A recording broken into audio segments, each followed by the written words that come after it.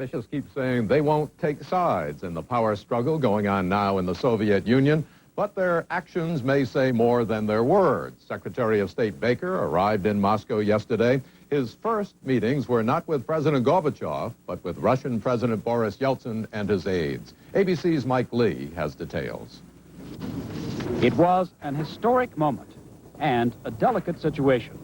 Secretary of State Baker was, in effect, acknowledging that Russian President Boris Yeltsin now possessed much, if not most, of the power which recently belonged to Soviet President Gorbachev. The U.S. government needs Russian help in controlling nuclear weapons as the Central Soviet government falls apart. Yeltsin today produced at his table the Soviet defense minister, evidence that the generals who control the nukes are backing the new Commonwealth of Independent Republics. The Russians want U.S. backing for the Commonwealth. The pressure was turned up last night when the Russian foreign minister emerged from a meeting with Secretary of State Baker. We do ask now for full diplomatic recognition of independent states in this part of the world. Baker quickly jumped in to say that Washington is not ready to formally take sides in the political struggle between the rebellious republics and Soviet President Gorbachev. President Bush has made it clear in the United States that it is not up to the United States to involve ourselves in these political issues and to try and take any part or play any role in them. Yesterday, the president of the newly independent Ukrainian Republic tried to reassure the West by promising never to use its arsenal of nuclear weapons. The states in the Commonwealth will help one another to eventually become nuclear-free states and to completely destroy these weapons. Well, that same leader this morning is quoted in a newspaper as saying that Mikhail Gorbachev has lost touch with reality in trying to hold on to a unified Soviet Union. Mort? Does it appear that Secretary of State Baker wants the new government to find a position for Gorbachev, or isn't he talking about that? I think those options are certainly under consideration. I think that there is a possible role for Gorbachev to play in a new Commonwealth, but there's got to be a lot of fancy footwork going on behind the scenes involving possibly Baker. The United States, of course, first wants assurances from these new independent republics that the nuclear weapons will be controlled. Then perhaps there can be a trade-off about gradual U.S. recognition. But as that goes on, as Gorbachev points out, somebody needs to be in the middle, helping to assure a step-by-step process that avoids what Gorbachev warned could be a disintegration. Right, Mike. Mike Lee reporting from Moscow again this morning. The United Nations Security Council has agreed to send a team of monitors to Yugoslavia. About 20 civilian and military monitors will try to help set up a permanent truce. If they succeed, the UN could send in as many as 10,000 peacekeeping troops. The Security Council also softened a resolution that would have forced Germany to back down from recognizing the republics of Croatia and Slovenia. Rescuers believe nearly 400 people may have died after a ferry boat accident in the Red Sea. The boat sank after it struck a coral reef on Saturday night. Survivors say some crew members elbowed passengers aside and took life preservers and lifeboats. High winds and high seas kept rescuers from reaching the area for hours after the boat went down. It was work getting to work in London this morning, a morning of terror and fear. Commuter rail traffic was disrupted by a bomb and threats of bombs. That followed a call from a man who said he was with the Irish Republican Army. ABC's Hal Walker has details. All 8 of London's mainline rail stations were closed in the wake of a bombing that has thrown the city's commuter traffic into chaos. London's busiest rail station, Clapham Junction, was shut down after a bomb placed on the tracks detonated just yards in front of an arriving commuter train. The blast blew out windows in nearby homes, but there were no reports of injuries. Since December 1st, the Irish Republican Army, the IRA, has claimed responsibility for planting at least 75 firebombs and explosives, hitting shopping centers and commercial districts around the country. Injuries have been few, but the closing of shops has resulted in the loss of millions of dollars in business. Over the weekend, the city's famed National Gallery was targeted, threatening a priceless collection of artworks. The attacks in London are part of a wider campaign and escalating violence. In Northern Ireland last week, a 2,000-pound bomb destroyed this police station.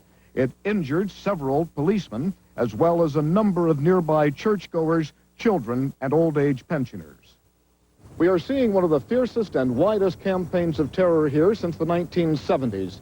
It is not designed to win converts to the cause of the IRA, but rather it signals an intent to target property and inflict as much economic damage as possible in the run-up to Christmas. Hal Walker, ABC News, London. The 6 Democrats running for the 1992 presidential nominations squared off in their first nationally televised debate last night, and not surprisingly, the main topic was the economy. We'll have a complete wrap-up of the debate coming right up on Good Morning America.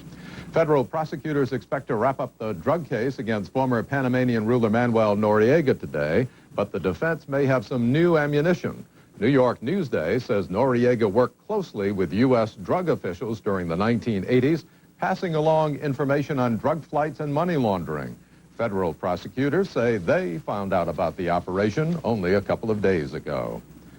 It wouldn't be Christmas in New York without the annual Tuba Christmas concert at Rockefeller Center. Tuba players of all sizes, shapes, and ages gathered at the skating rink over the weekend to play their own unique rendition of Silent Night.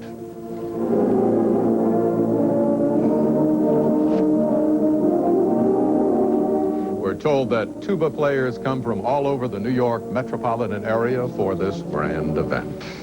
A tuba is a trumpet designed by a committee, as someone once said. That's the news. Here are Joan and Spencer. All right, Moore, thank you very much. We only have one thing to say to Spencer today. Brr! Oh, I know. It's really cold out. Economy. But whichever Democrat emerges in the next few months, his chief opponent, of course, will be President Bush, who is criticized for, among other things, the free trade agreement with Mexico. I'm against the fast track to Mexico as well as a slow boat to China. The most favored nation status for China. And I'm also in favor of making certain that American jobs are protected. To say that Americans won't lose jobs to Mexico, in my judgment, is not being honest. The middle-class tax cut is the answer. But what's the question? If the question is what sells in the polls, the middle-class tax cut is the answer. If the question is how do you get this economy going, the answer is you have to restore the engine, which is the manufacturing base of this country. Everyone's talking about a tax break for middle class, and that's what they're talking about, $1 a day. $1 a day for a family. That's supposed to help families with their education, with their health care, with all the problems they have. What America needs are jobs. Democracy is being trampled on, that our great American economy is declining, and the moral idea of America to always pass on a better future is being betrayed. And those three truths are denied every day by a political establishment that focuses on the money from a few very powerful interests that constantly rig this system for those people and against the American people. And I got to tell you, I resent all this PAC and all this special interest stuff that you're putting out because you seem to be saying that I'm somehow bought and paid for. Is that what you're saying? Are you saying that I'm bought and paid for? I'm saying this system. Are you saying that I'm bought and paid for? I'm saying you're part of a system that is bought and paid for. No. I've been part of it. I believe that Roe v. Wade is right. I believe that a pro-choice position on reproductive rights is the only way to unify America. And if I am elected president, I wouldn't appoint anyone to the Supreme Court who didn't believe that there was in this Bill of Rights we're celebrating today a constitutional right to privacy. So who were the winners and the losers in last night's debate? We will talk to three observers of the medium and the message when Good Morning America continues.